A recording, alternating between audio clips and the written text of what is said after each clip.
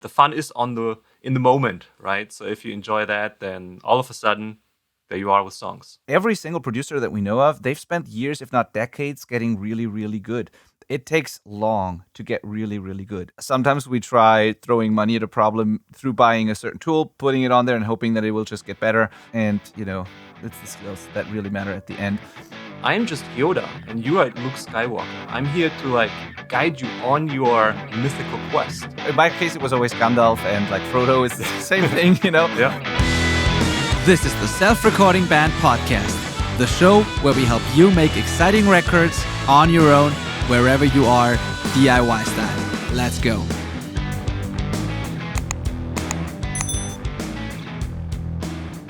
Hello and welcome to the Self-Recording Band Podcast. I'm your host, Benedikt Hein.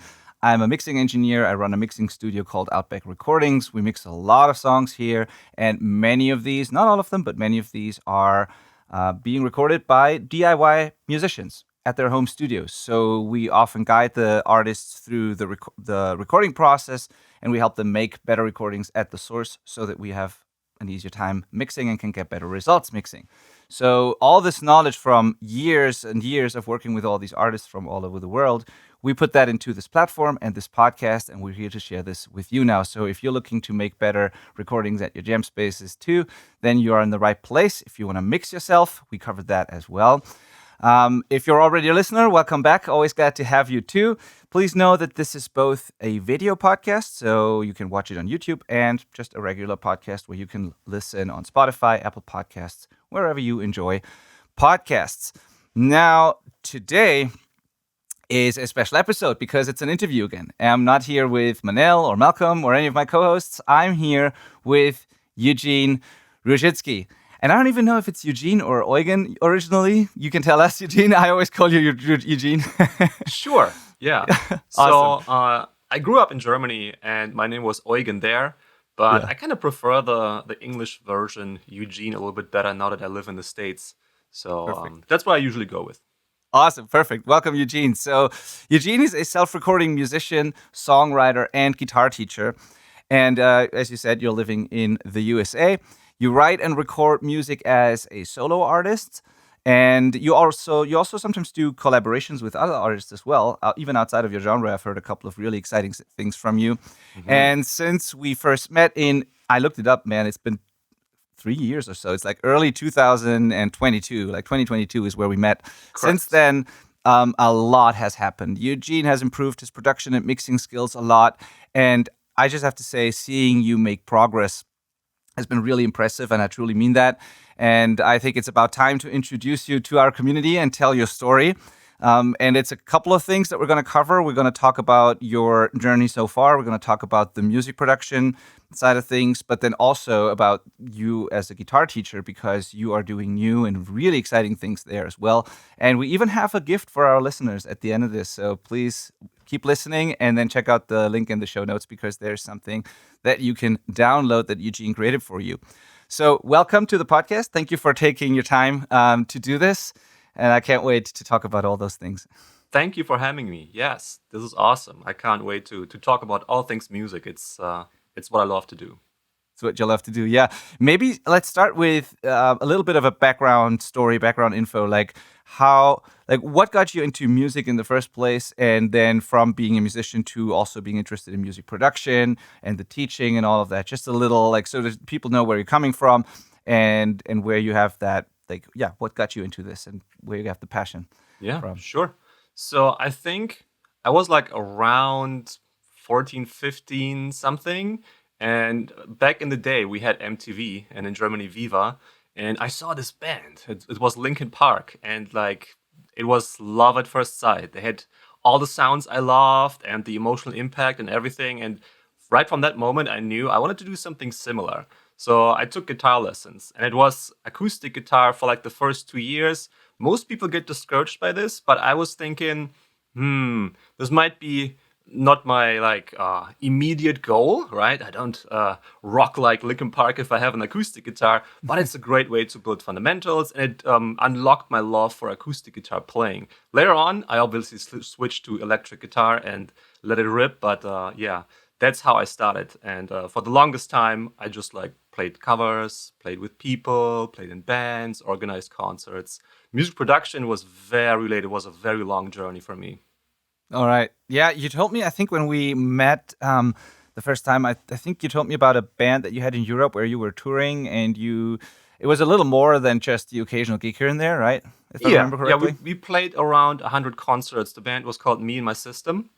Um, and back in the day when the name came up, there was this trend, me and my something. There were like websites, and then people identified with that. And I thought, if you have a band name that's like Me and My System, hey, what you gonna do today? I'm gonna watch Me and My System. Me and My what? Like people would be interested and would ask, what is this about?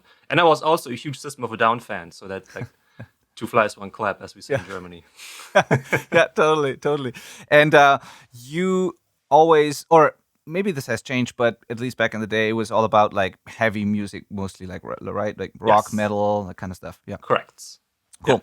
So then fast forward a couple of years, at some point you decided that you also wanted to, teach guitar. You obviously got good enough to be able to teach others. And then also you wanted to dive into music production a little more. How did that happen, and why the shift from just, quote unquote, just being a musician to also teaching and producing music? Excellent question. So back in around 2010, I was an apprentice for the Roland Temme Konzertveranstaltungsgesellschaft GmbH. That's one of the best German words I've ever heard. Yeah. It was like a booker and manager in Cologne, and that's where I learned to be a real booker, to organize concerts and stuff. And there was this one day, there was like an epiphany for me. I was on the 56th date of the André Rieu concert tour with 20,000 people each day. It was absolutely humongous, and I was standing there in front of the stage, and I knew everything is temporary in life, but I knew one thing. I always want to do something with music, and right in that moment, it struck me that I want to do something either in front or behind the stage. There are so many things you can do in music, and it can still be fulfilling and fun, and that's what I did. So after being on tour across Europe, I came back home.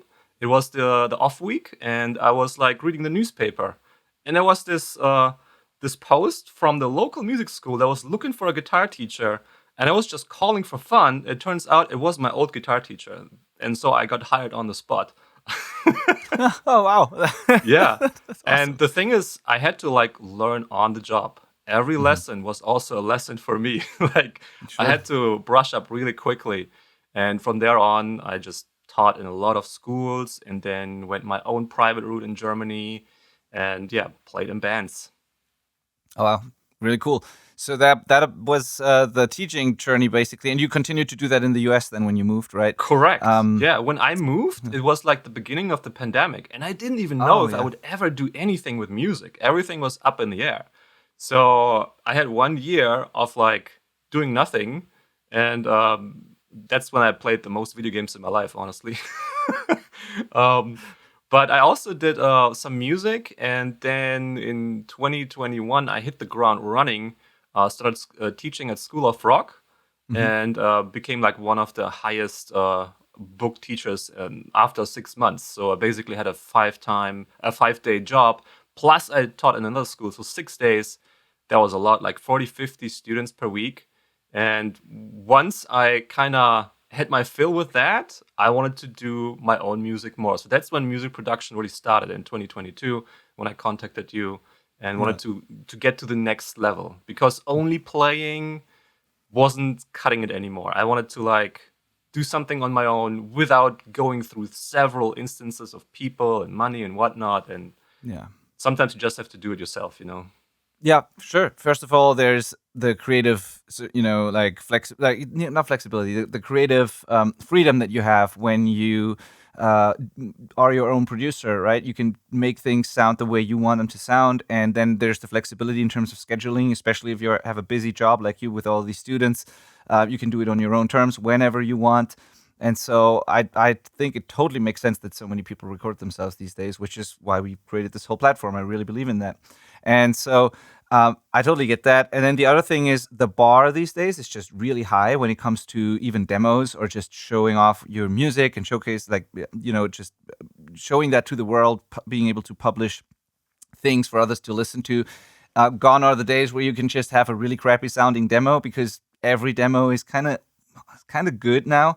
And so you decided to that you want to have something that you're actually proud of when you put it out in the world and you can actually show to people, which makes total sense. And that's where you found us, and we talked like I do to all the people that are interested in working with me, and we had a conversation, and then you joined the Self-Recording Syndicate, and you are one of the the long time, members right now. Like there's not many people in this program who have been longer with us than you are.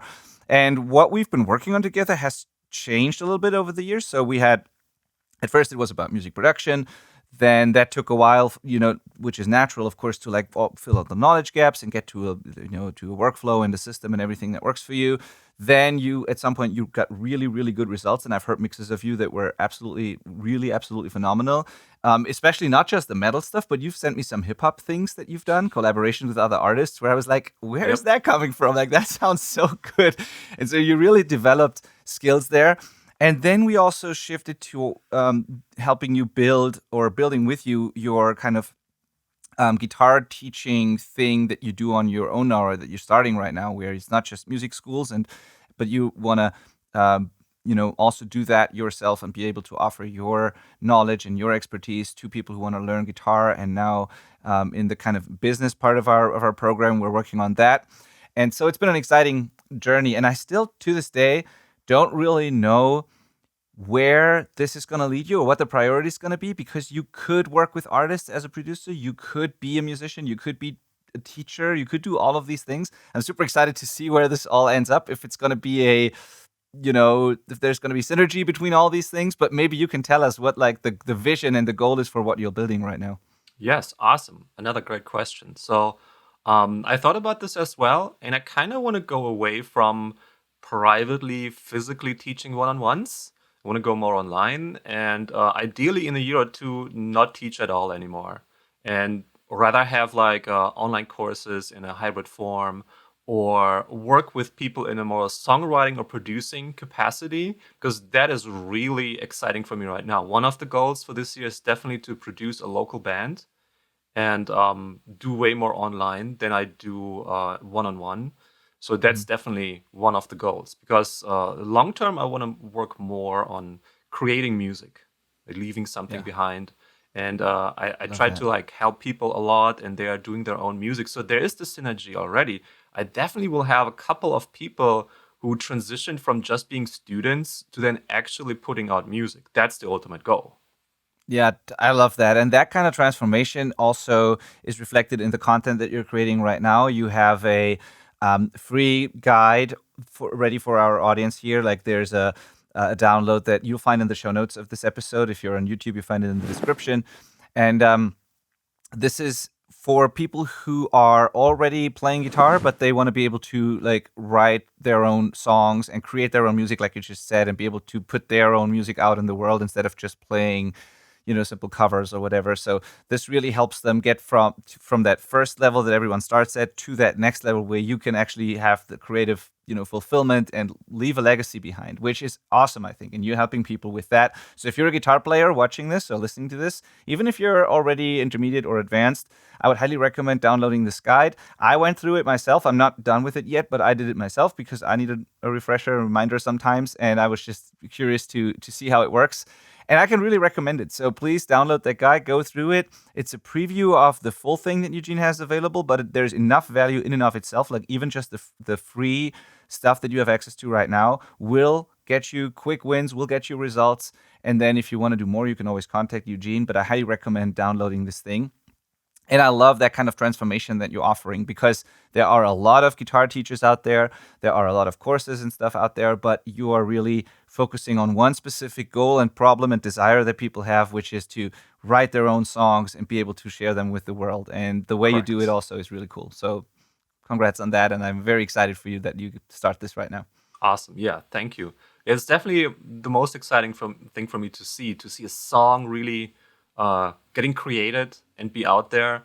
And over my course of the last 20 years, because I worked with so many people and students and bands, I've seen a lot of music die halfway along the road. And it's just kind of sad when you think about all the dead songs that never got out in the wild. And I want to change that a little bit and give it a little bit boost, because we definitely need something new. When the 10-year-olds learn a riff from like 60 years ago because it's still the go-to, then we might need something new here.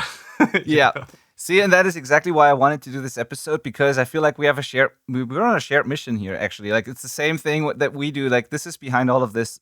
Like, we need more exciting music. There is a ton of music, of course, being released right now. A lot of it is not that good. A lot of people are struggling to, like, stand out from the crowd of, like, mediocre stuff. And then also, like you said, we need more people to finish the things that are on their hard drives already, because God knows how many amazing songs are somewhere and nobody will ever hear them unless people get the skills to play them properly and then record them properly and release them. And so we need to help facilitate that, I think. So there's a shared mission for sure.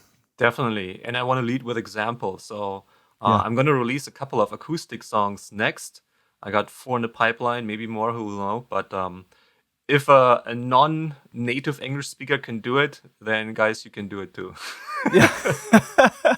Definitely. That's definitely true. Yeah. Right. Yeah, exactly. You're leading with an example there because you are getting your music out there as well. Like, you're living it and you're doing it yourself, which has been quite the journey as well. So, I mean, if we look at where you were before we met and then where you are now, a lot has happened when it comes to how your music sounds, and you've put in a lot of work. Of course, it doesn't just happen overnight, and it's not just about watching a couple of videos. You have to really practice these things. You have to be able to deal with a lot of feedback that's not always positive, but that's kind of the point.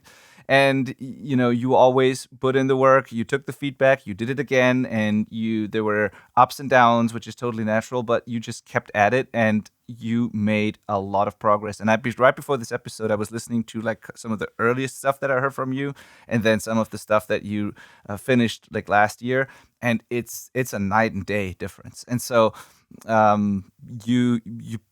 you are, an example of, like, what you can achieve when you put in the work, when you get, the info you need, the mentoring you need, and then do those things, work on it, and same will happen when people work with you. So, Yep, that's the plan.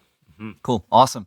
So, give me a rundown of where you were production-wise, like, before you joined this program. You were just starting out, basically, right? So, Yes. When it comes to that, yeah. So let me think about when I did, like, my first production kind of thing. I think it was around 2006 or 5. I stole my sister's webcam and uploaded Super Mario on guitar on YouTube. And there was no production whatsoever, just the raw upload. And I filmed it in such an angle that people didn't believe it was me because my face was not in it. But that was my first song that I kind of released out in the wild. And I was mostly a guitar player. Like, I played my part, and then we hired someone to produce and mix it. And that was for the longest time it. And it went to a point where it really annoyed me how long things went, how expensive they were. And then the results were still not exactly what I wanted. And that was just like a triple whammy of me rage quitting the whole John. Yeah, definitely. So yeah, but then you took it seriously. You said, like, I'm just gonna have to learn it myself. And then what made you take the plunge to join a program like this? Because it is a commitment in terms of time and money and all of that. And, like, what made you be like, hey, I just have to do this?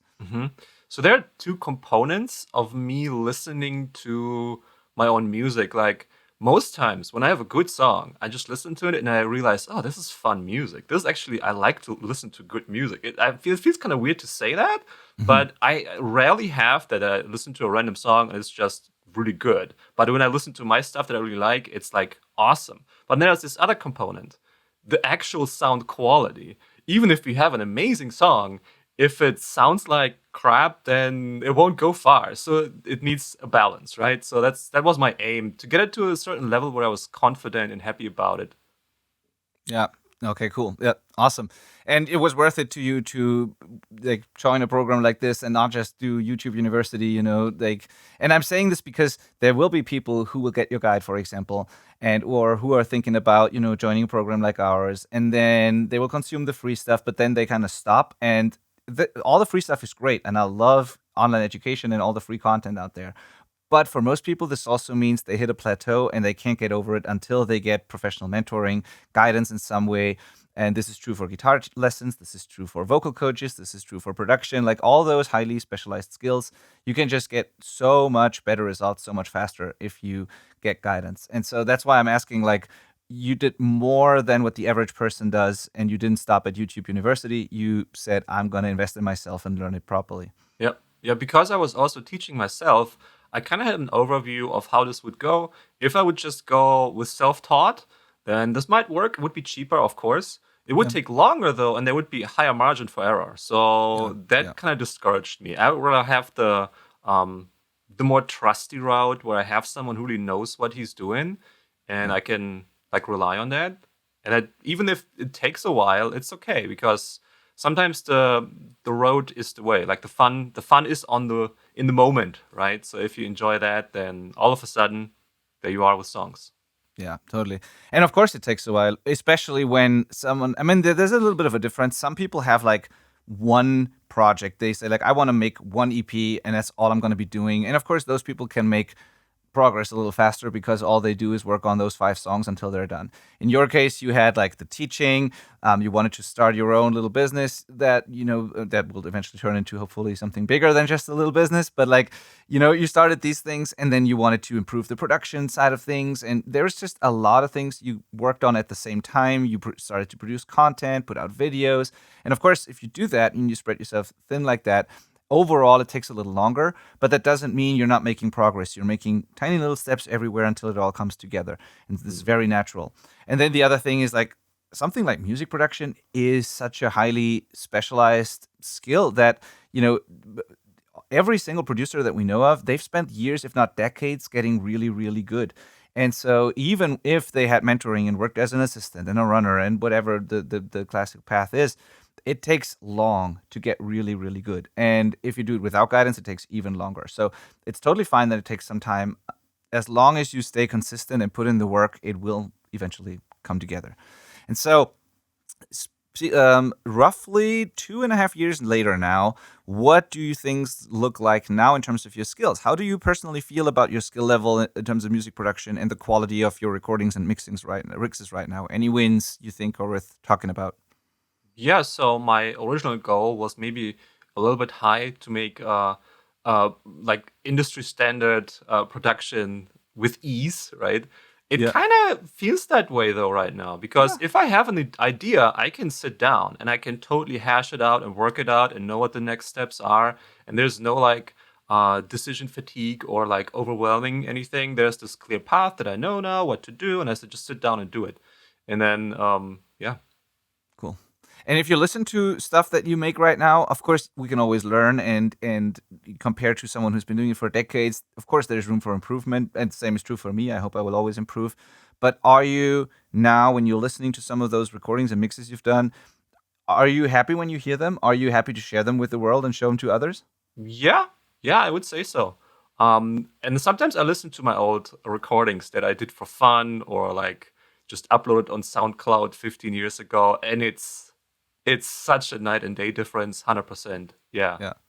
Even just 2 years back, like when I listened to these before this episode, there were a couple of mixes where the drums were like crazy overcompressed and kind of buried, and there was no punch, and the things were out of phase, and like the typical mistakes that everyone makes. Yeah. And everything was cluttered. And then at some point, we kind of there was this moment where all of a sudden, and of course it's a gradual improvement, but like it felt like all of a sudden I got mixes from you for feedback where there was punch in the drums, and there was like a clear left and right in terms of panning, and there was room for the vocals despite the walls of guitars and all these things, and there was no crazy distortion anymore, and the clipping and compression and limiting made sense. And then we had a couple of one-on-one sessions where we figured out a few things in your template or in your mixing sessions and cleaned that up, and then everything just felt so much more like a finished production that it's actually wild if you compare that to what we had in the beginning. And so I'm personally very proud of what you've accomplished. And also I have to add for people, just for context, this is not simple music to mix. Like what you do, the metal stuff that we worked on, this is as hard as it gets, because you I have started like, with the yeah, Olympics. Yes, I did. yeah, it's as hard as it gets. It's like very busy arrangements, tons of guitar layers, distortion, not a lot of space for everything, punchy drums that are sounding like larger than life, and like it's really, yeah, as hard as it gets. Basically, it's a very, very tough thing to learn, but you've done it, so that's awesome. Yeah, thank you. That was definitely a hard road to travel. In hindsight, it might have been easier if I just started with some simple singer-songwriter stuff. But yeah, I'm always up for a challenge, and delayed gratification can sometimes feel better. Yeah. And you did some of that stuff later. Like you released a fun Christmas song last year, with like acoustic guitar. You've uploaded, this is not really like music production, but you've uploaded a couple of these hilarious one-string guitar videos. And you don't just do full-on metal stuff all the time. You can do other things as well. And so I guess after going through the metal production boot camp, it felt a little easier to record an acoustic Christmas song, for Yeah, example, right? but I also like to keep it spicy and interesting, and don't repeat myself too many times. But yeah, all the experiments I've done, there will be even better stuff this year. Like in every area, there will be cooler singer-songwriter songs. There will be new features with other musicians. Awesome. I just got new vocal tracks for an upcoming hip hop song I'm gonna do. So yeah, pop, hip hop, metal, everything will be in there this year. Awesome. That would have been my next question, actually. What are some current projects you're working on or that you've planned for this year in terms of collaborations or your own music? Yeah. This basically already So answers it. I want to do like these fun little one-shot singer-songwriter songs, because sometimes it just comes to me like an idea, and it needs an hour and the song is done. And this is kind of crazy for me. That goes so fast. But I've done it a couple of times now over the last few weeks, and I definitely want to do some acoustic songs, maybe even an EP. I want to do 2 to 3 more heavier songs, and I want to do maybe at least 2 features. I have one already in the bag, and then there might be an opportunity to mix some really high-level American rap artists that I don't want to name right now, but there's something in the pipeline for that as well. Awesome. I'd love to hear that. Yeah. I don't know what it is, but those hip hop projects seem to work really well for you. It's just, those were basically done when you sent it for feedback. Like it already sounded amazing. So I don't know. Yeah. It's something there. Definitely. Cool.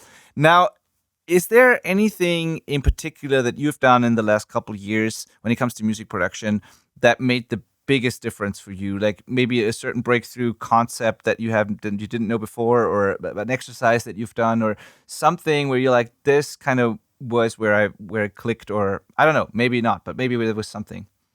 There were a couple of things.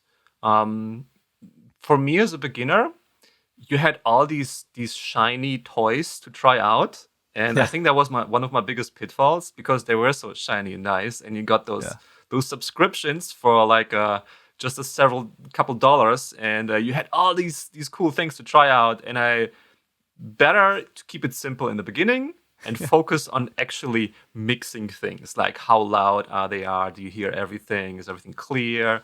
That was definitely a big thing for me, to just reduce myself, to keep it simple, because later on you can always pile on, right? Yeah. And then I think another big thing was how intricate drums can be, and how to process them, and not just having like one MIDI track, but actually like 16. I mean, that's an early lesson, but that was kind of like, wow, for me at first. Yeah. Like actually the other way around, like you would have one MIDI track instead of 16, but you would like spit it out to WAV files in multiple tracks, so you can mix it and not have a chaos of like multiple MIDI files and samplers running at the same time and things out of phase, and like basically organizing drums, especially when they're programmed.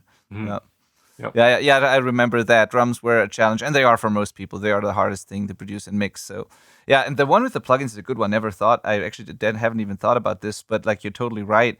And this is also so common, and myself included, we just love these toys, most of us at least. And there are people who are immune to this for whatever reason. Like Manel, for example, my new co-host for the show. He just only buys things when he really has to, and he like never really shows much interest in new shiny tools. I don't understand this. Like I always have to like control myself, and I just love those things because they're fun.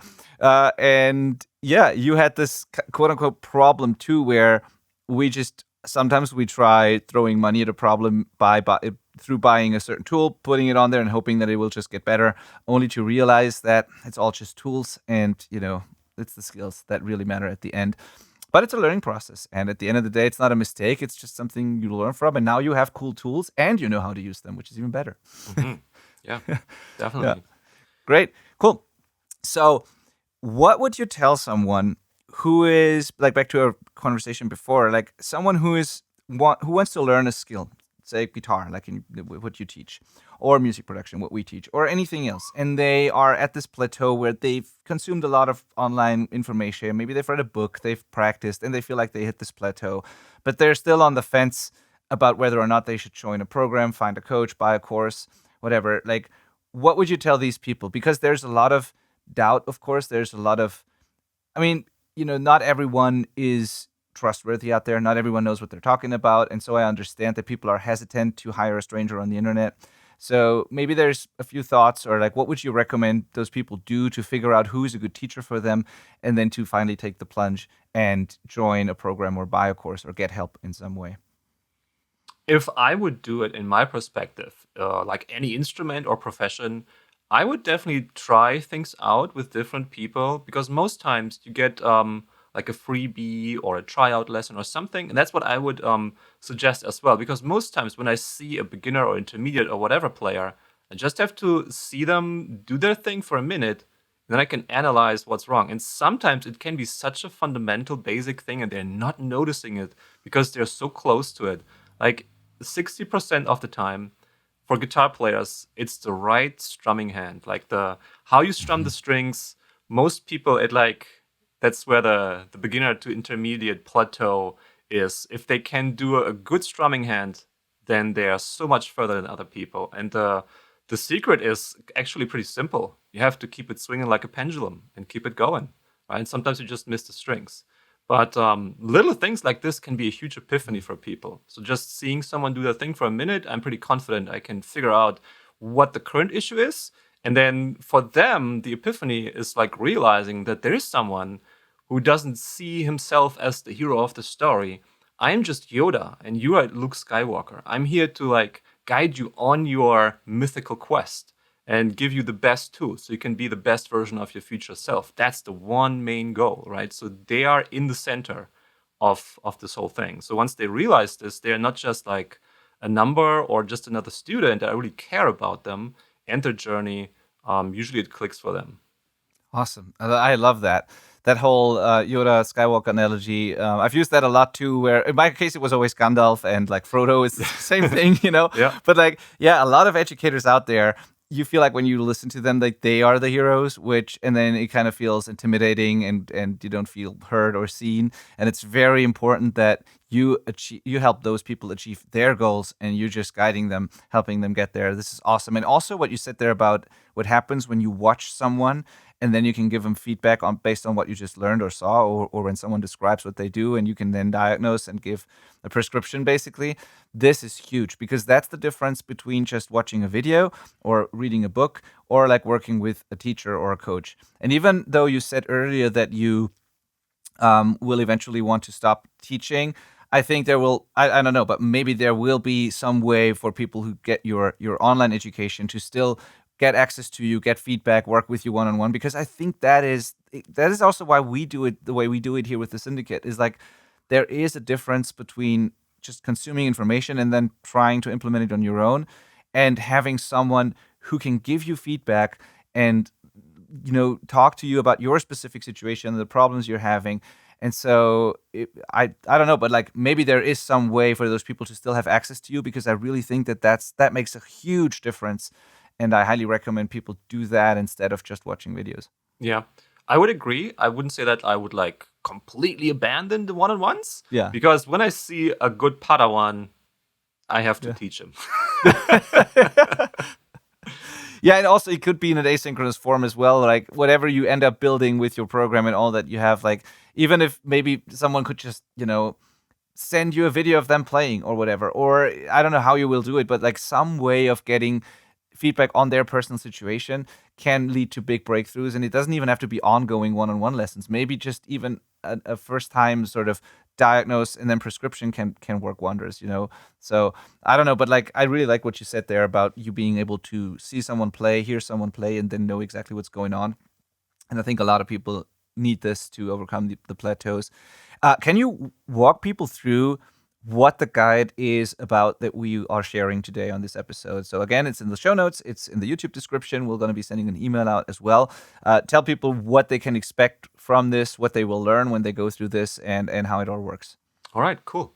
So the guide is aimed at beginner intermediate players who want to get to the next level, specifically songwriting, creating your own music. That was always the funnest thing for me, because if you cook yourself, it tastes the best, right? So that's kind of the motto here. So I want to give them a reliable, fun way to reach that goal of creating their own music. It's basically a 4-week preview of my 12-week program. So they get a portion of the whole thing for free, and they still get a goal to achieve. At the end, they will be able to create their own song. And it's like built over years with hundreds of students that I taught and refined the method until I was really sure this really works with basically anyone. If you're 10, if you're 50, this thing is for you, right? If you want to get to the next level and stop playing covers and do your own thing, that guide is for you. Awesome, thank you for that, and it gets my stamp of approval because I've read through it too, and we are big believers in that the music, the performance comes first, and then you worry about the production and the sound. Like it has to be in the performance first. Yes. And so I love that there are people like you who teach people to become better guitar players and be able to play their songs and write their own songs. So I'm all for this, and I've looked at this guide. We've refined it together. The content is all yours. I didn't have to do anything with that. I just looked at the layout and a couple of structural things, and I can say it's awesome. I believe it works, and I can't wait to hear back from people and hear about their transformations when they go through this. So thank you for explaining this. And then what happens if someone says, "Hey, I've gone through these 4 weeks. I got the result that was promised or that I wanted. Now I want to see the rest of the 12-week program, or I want to contact Eugen and work with him because I want more. I'm not there yet." What do they do? So everything is basically already laid out. The 12 weeks are ready, and I'm refining them right now because I want to make them the best possible versions. And if you would join now and contact me, you would get an early bird special price, right? So we would need to look in the details here, but it's possible to go further and do the whole 12 weeks with me. And then at the end, you can create the song of your dreams. Any genre or vision that you have will be possible. We go really deep into music theory, but also really deep into what makes a song great, what are the best starting points, how can you efficiently get to that point, how, what's it called? A writer's block can be a myth if you know the right tools to use it, and all sorts of other fun stuff that you just can rely on and make music consistently. Cool. I love that. That's awesome. So you're basically getting the chance to build out the final version of this program together with Eugen, so you can get your own, questions answered. You'll basically help build the finished thing. The framework's there and everything, and obviously Eugen knows what he's doing, but you get early bird access for a price that will probably never be the same again, and you can have a say in what is being taught, and Eugen will definitely listen to you because you want to create the best program ever. So I would absolutely recommend taking Eugen up on this offer. And then I'm sure at some point when the program's done, you'll hear from us again and we will feature it again too. But for now, I would highly recommend starting with that free guide. And then if you like it, just reach out to Eugen and see what you can do together. I think it's really, really exciting. Yes. So, and in terms of music production and your own music, you said there, you talked a little bit about like collaborations that you're going to be working on and a couple of your own stuff. But what what is the journey going to look like there? Are you going to be, you said you're going to be focusing on creating your music, doing more of that, collaborating with other artists. There's a couple of like production processes, product projects as well. But is like Eugene the producer, is that part of the big vision, or are you fully going to focus on the teaching and you do a couple of fun projects on the side, or what's the vision there? I can imagine a blend. Yeah. Like currently, I kind of enjoy teaching a couple days a week and then doing other things too. So like a blend of things is kind of best, because only teaching or only producing, I don't know, it sounds a little bit maybe too narrow in the long run. So I enjoy the balance, right, of having a little bit of everything here and there. But if I could decide on my own, I probably would do more songwriting and producing and mixing and less teaching currently. Cool. Okay, that's awesome. And then another question that came to mind when I prepared this episode: how do you make sure you don't like, stagnate and you still get better at guitar? Because we're never really there. We can always learn. We always want to improve. And so, even as an accomplished guitar player, what do you do to get better, or to stay in shape, or whatever you want to call it, but ideally get better? That's an amazing question. I love that one. So there was this one interview I read like 15 years ago in a guitar magazine. It was like at the second to last page. It was like an 80-year-old guitar player. And I asked him, "Why do you still play guitar?" And he said, "Because I learn something new every day." And this is the beauty of the guitar, because it's like so easy to pick up and like have fun with it, but it will never get conquered by you. It's always this lifelong quest. It's like a video game without an end boss. It's so fun. And every day I surprise myself what it can do more. Like the latest heavier song I wrote might be the most technical that I've ever done. And I've did some really hard things last year, like Flight of the Bumblebee or Eugene's Trick Bag or stuff like that.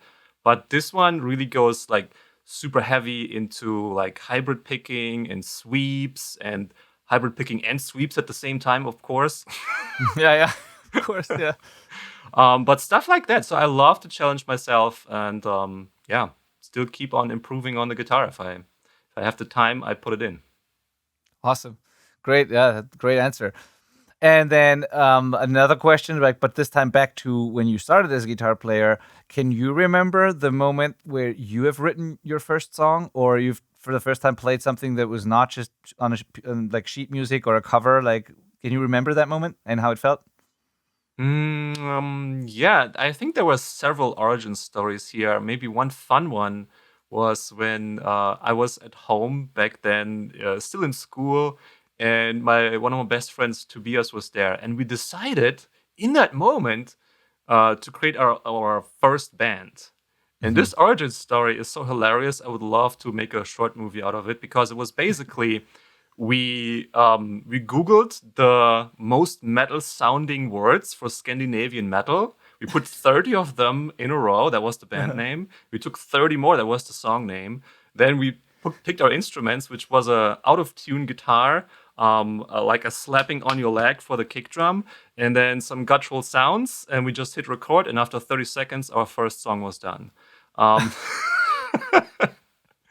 So there were several moments where it was sometimes fun, sometimes more serious. Like when I wrote my first heavy riffs, people told me, "Wow, that sounds like a mix between Metallica and System of a Down." And for me, it was always the funnest to just play and have fun. And then all of a sudden, you have this cool thing, a piece of music. There were moments when people told me other people are learning my songs and playing them on stage before I played them on stage. And I was like, "What?" Yeah, it's that's so fulfilling, and that's awesome to hear. Totally. Yeah, I just always think it's helpful to remind ourselves of these moments when we did something for the first time and really got excited about something, because sometimes we can forget about this and kind of need to reconnect with what got us there in the first place. And I would just love for more people to experience that, because it's such a great feeling. I remember the first time we've ever done written our own song with our band. I remember the first time I've mixed something for someone else. I also remember how that sucked, but then I also remember when, like, the first time I've mixed something, I compared it to references and was like, this is actually pretty much in the ballpark. Like I don't feel super stupid next to these other mixes now. So that's like that. Those are just, there's always some of these moments on our journeys that just feel really good, and where we realize that we've made some progress. And I just want more people to experience that. And the truth just is, like we said earlier, that yes, YouTube is great, books are great, and all of that, but chances of you achieving that and actually reaching those breakthrough moments are much, much higher when you work together with someone who's done it before, who can also guide you when things are tough, who can like help you navigate those more difficult moments as well, and who can make sure that you kind of stay within a range that's okay and don't make the biggest mistakes and like all these things. It's just so much easier, and the likelihood of you achieving it is just a lot higher. And this is true for guitar lessons, this is true for music production and everything, and more people should experience that, I think. So I was super stoked to do this today with you, because there's a win-win-win scenario, and I love these. So by sharing what you have to offer, the guitar players in our audience will definitely benefit from that as well.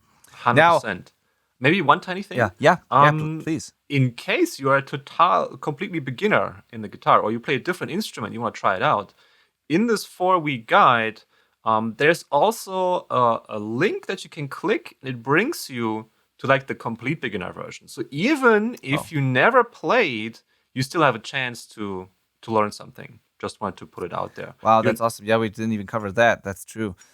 Is this also a PDF download? The complete beginner guide? Yeah. Awesome. That's really cool. Yeah, and I actually wanted to ask, are some of the things and concepts you teach, can they be applied to other instruments too? I mean, sure, it is a guitarist guide, and that's what it's made for, like, obviously. But maybe someone just wants to check it out. Maybe they're not even sure which instrument they want to learn, or like, are there basic concepts that you can apply to other things as well? I would say so, yeah. So if you're a drummer, you can definitely learn a lot about rhythm. If you are a singer, there's a portion in the 12-week program that that can help you a lot. If you play any instrument that covers rhythm and harmony, so basically anything, like a piano, you can still use it to a degree. Cool. Love that. Awesome. Yeah, but I still, of course, want to say it is for guitarists. So if you're a guitar player, that's specifically for you. But who knows? Maybe, people are on the fence or not really sure, or play a different instrument and are still interested. Yeah. So who knows? Maybe I do a drum or bass or piano version next, right? The sky's the limit here. Are you a multi-instrumentalist like that? Like, could you teach other instruments at least a degree? I teach 6 instruments, yeah. I learned so much in the last 4 years. It's crazy. Yeah. Obviously, yeah. And that's what I said in the earlier, like, the fact that it felt like sometimes it took a long time to achieve certain things. In your case is absolutely, like, that's the only way it could ever work, because you have learned so much in parallel in those last couple of years that it would be impossible to be super fast to make super fast progress on just one of those things, just because you taught yourself all these other instruments. You've taught, I don't know how many students across different schools. You've taught yourself, or with the help of our program, music production. You started making content. You built this guide, and like, you did all these things at once. So if you're listening now and you're a person like that who just needs several creative projects in their lives, and you're having a hard time focusing on one thing, or you just don't want to focus on just one thing, then please know that it's normal that it feels slow at times, just because you're doing so many things. Like I said, if you keep at it, though, at some point it will come together. There's value in picking one thing and focusing on that, of course. But I also know that everyone's different, and there are people who just need these different things in their lives. And sometimes it also takes a while to figure out what you really want to do at the end. You just don't know in the beginning sometimes. So you have to try a couple of things. Yeah, I agree. And it's, in my opinion, it's actually better to focus more on fun in the moment instead of rushing to the goal like nobody's business. Because everything nowadays is so interconnected. Like, if I make a song and it's on my hard drive, that's great. But ideally, it should be out there. So I need a YouTube channel or a Spotify account or something. So that's where it begins, right? So you have to spread yourself out a little bit, but then everything comes together. Right? It's not like immediate success, but it's like the marshmallow experiment. Do you know the marshmallow experiment? Yep, absolutely. Right? It's kind of similar to that. And yeah, I like the process when everything comes together after a while. Yeah, and it's always baby steps and consistency with everything in life. It Yep. like there's this quote, I forgot who said it, probably multiple people, but like most people completely overestimate what they can do within a year and completely underestimate what they can do in 10 years. Yep. And it all comes down to consistency, doing small steps one at a time. It's also much more sustainable like that. It is a marathon, not a sprint, and that's how everyone who's ever gotten great at something, how they got there. Like they're all the overnight successes that you've heard of were like 10 years in the making. You just didn't know about that. And Yep. and it's always baby steps and consistency. And the more projects you take on, of course, the longer it can take. If you follow through with every one of these projects, of course, they will eventually come together. If you just pick one, you might get there faster. But consistency is always key to all those things. That's definitely what I preach also. Like a lazy genius won't make it, but a industrious average person has a chance, right? Yes. Yep. Yep. Absolutely. 100%. Yeah. Actually, I think that I like that you talked about the lazy genius thing. Just real quick, it's just a personal like observation over the years, but like in my experience, like I've seen a lot of like really, really, really talented people. When I've worked with hundreds of artists, or like I don't know how many over the years, but like I've worked with really, really talented musicians on all kinds of instruments, and then I worked with people who are not that talented but just worked really hard.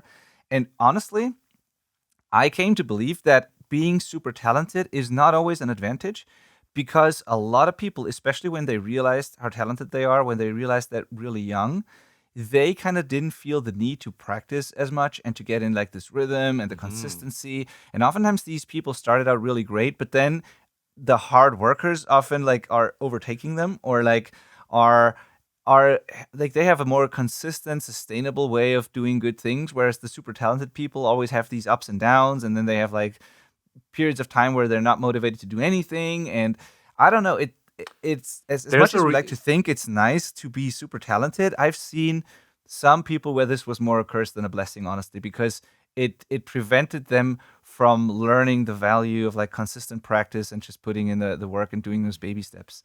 So there's a yeah. reason for it actually. Like I see it in people in my family. Like I have a super smart wife, and my stepdaughter is a graduate from Lehigh Valley, which is like MIT level and whatnot. So super intelligent people, they have this downside of, because they are so smart, things are coming easier to them. So it is harder for them to put in the effort Yeah. to do the hard work actually sometimes, because they are used to things coming a little bit easier to them than others. Yes. And that's a barrier that will be always there, and it's so hard for them to get over that because they are just used to being smart. Yes. Yes. And there's an effect that will have a positive impact on all the other areas in your life as well. If you are, because you're not that talented or just average and you have to work hard to get good at something, that building that habit of just the consistency and putting in the practice and the work. And I'm not talking like crazy hours and like hustling all the time. That's not what I'm saying. Just consistency, just doing something over and over again until you get good at it. If you build that habit and you learn that this is how you get good, this you can apply this skill and you will automatically apply that to all other areas of life, because even the most talented person, they are usually not talented in all areas of life. They have this specific thing that they're really good at, but because they never learned that they needed to put in the work to get good, other areas of their life can sometimes be super hard because they never really learned to practice and to learn. Whereas someone who just knows that this is the way, they will automatically do that in other areas too, and it has this positive effect on all other aspects of your life. And it's for me, I kind of, school was relatively easy for me in the beginning. Then it got very hard because I never learned that I had to do my homework and stuff. So I was kind of one of those people in school, at least, too, where I started out as like the super smart, always just best grades, and never had to do the homework, to like almost not finishing school and always being the worst student just because I never learned to learn and to practice. And then I had started over again. I did it differently in other areas of life. I started to appreciate the value of like putting in the work and the practice, and then everything got better. Then I started to work out and I was consistent there, and then I started to do things in my social life and I was consistent there, and then I started to build my own business. And everything just got so much easier once I realized that you don't just sit around and wait for things to happen magically. You just do it proactively and you practice every single day. Correct, correct. That brings me Yeah. to the Greek definition of creativity, or how they saw creativity. Do you know the tale? No. So it goes that the Greeks saw creativity as something that comes to you, but only if you look out for it. So you probably heard of this phrase being kissed by a muse when you get Yeah. inspired. That comes from the Greek tale, right? When you get Yeah. kissed by your muse, by your crush, all of a sudden you get, wow, oh my God, it's so great, and everything is awesome, and you get this epiphany of a creative idea maybe. But they actually had this really beautiful idea of looking out for ideas, Mhm. not really chasing them, but also not just sitting there and waiting for the fish to hook. Really looking out for the ideas and grab them when you see them. That's actually a big part of what changed for me in terms of songwriting, because once I realized all these great stories for songs, they're out there in the wild. You just have to listen and pick up the right things and then package them in a great way in the song. That's it. That's all you have to do. Yeah, totally. I love that. Yeah. Awesome. Yeah, it's about the I think that's part of what you mean here too is like you don't have to reinvent the wheel all the time. There's been so many things that have already been done, and it's totally fine to draw from what's been done before and then turn it into your own Mhm. thing, and you can get inspired by those things, and it doesn't mean you steal ideas. It's totally fine to do that, especially when you're starting out as a songwriter. Let other things inspire you, make your own version of that, put your own little spin twist on it, whatever. Yes. And that's fine. That's totally fine. And this is actually how new art gets done, basically. It's like, yeah. Huh. It's actually in my course. It's a Mhm. concept I called borrowing strength. Yeah. Yeah. Awesome. Very cool. Another reason to get that one. All Yes. right. So one more time, back to the program real quick, Eugene. I would love to hear if there is one thing or maybe a couple, I don't know, but like if you can think of one thing, one element of the program or how we did things or how we worked together that was like the most helpful or valuable for you. What it could be the community, could be part of us working together, could be a certain concept you learned or anything really that just stood out to you personally. Because it's so interesting for me to hear this because everyone is different again, and I've heard all kinds of different answers, and I'd love to hear what that was for you. Yeah. So it kind of goes back to what you said earlier. It's the direct feedback. Like when I have a song and I worked on it for a week or two, sometimes you're so close to it, you can't tell the wood from the trees. And that is Mm, just like so helpful. And you are so precise and detailed and on thank you. point with it that every time I get a feedback, I feel like the whole thing just like doubled in quality or something. Right. So that's for me personally always was the best help. Or the other thing would be to just really go into the session together Mhm. and look what can we improve, right? And how does it look like? That was, I think, the two coolest things that helped me the most. Super interesting. Thank you so much, and thank you for saying that. I appreciate the kind words. So, um, we're coming up to the end of this episode. We're almost at an hour right now.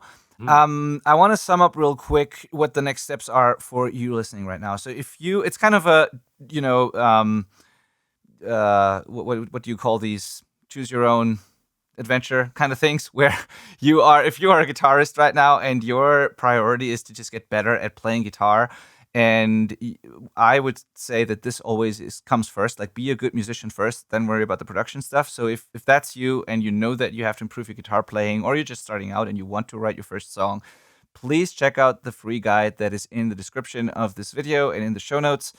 And then you can reach out to Eugene for feedback if you have questions. Or I think the guide explains how to reach out to Eugene. I think Eugene also appreciates Yes. your comments and feedback on that one. So please do that. If you are interested in Eugene's work in general and you want to follow Eugene on YouTube or his socials or whatever, I think there's a website that people can go to. Yes. lava-boots.com, or look up Lava Boots on YouTube, on Instagram, TikTok. I'm everywhere. Cool. We didn't even mention the Lava Boots name yet. So there Yeah. it is. Lava Boots. Yes. Mhm. So before I go to the second part of what I wanted to say, can you quickly explain why Lava Boots? That I think is interesting too. Yes. So last year I had a couple songs ready, the one that you mixed and mastered, and I wanted to have a name for my project. and I just didn't have something that was really compelling, that was nailing it. And then one day I was at a concert at a Fall Out Boy show with my wife. It's one of her most favorite bands. And then Pete Wentz, the bass player, was out there telling a story about how he played The Floor is Lava with his little kid. And the little kid was like running into the kitchen, and Dad was like, "You can't do that. The floor is lava." And the kid was like, "Yeah, I can do that. I have lava boots." I love And that kind of resonated with me. That's what I wanted my music to be about. I wanted to empower people.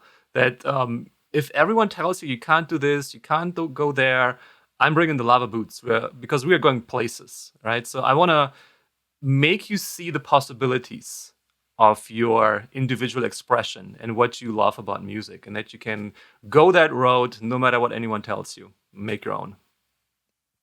Nothing to add, period. Thank you. Love that. Cool. So that is part one of the adventure. If you're the guitar player looking for those things, please download that guide.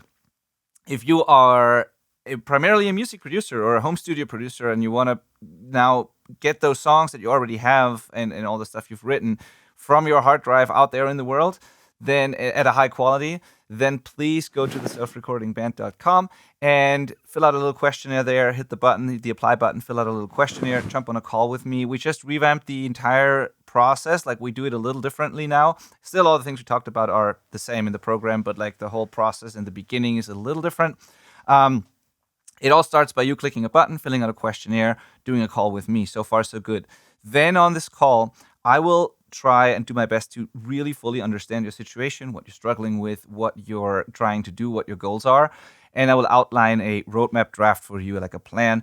And then if you approve this plan and you think that's awesome and you want to work on it together, we'll guide you through it all. We'll put that we'll actually write down that roadmap. We'll write it out with all the steps to get you from where you are to where you want to go. Then we put that right in front of you, and we work on that together with you, and we guide you every step of the way.